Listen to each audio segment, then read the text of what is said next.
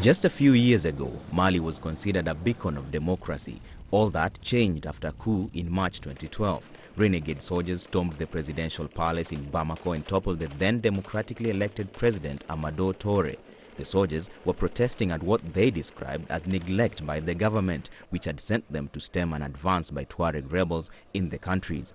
The Malian army was, however, no match for the rebels, whose arsenals had been bolstered by weapons from Libya and other North African countries whose governments fell in Arab uprisings. The disorder following the coup made it easy for the rebels under the Tuareg National Movement for the Liberation of Azawad, otherwise known as MNLA, and groups allied to Al-Qaeda to completely seize northern Mali. Following intense international pressure, the army relinquished power to an interim civilian government led by Dioncounda Traoré. With the rebels threatening to advance onto the capital Bamako, Traoré appealed for urgent help. This led to the French-led military intervention to halt advances by the rebels. French and Malian troops managed to restore government control over Timbuktu, a UNESCO World Heritage Site.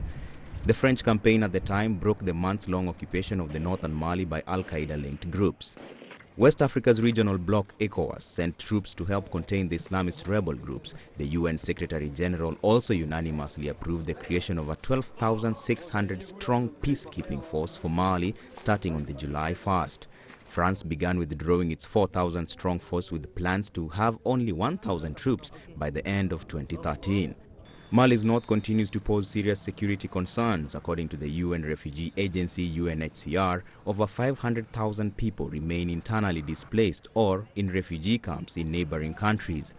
Completely restoring stability to the north poses a great challenge as voters prepare to go to the polls on 28th of July. Trevor, Ombija, CCTV.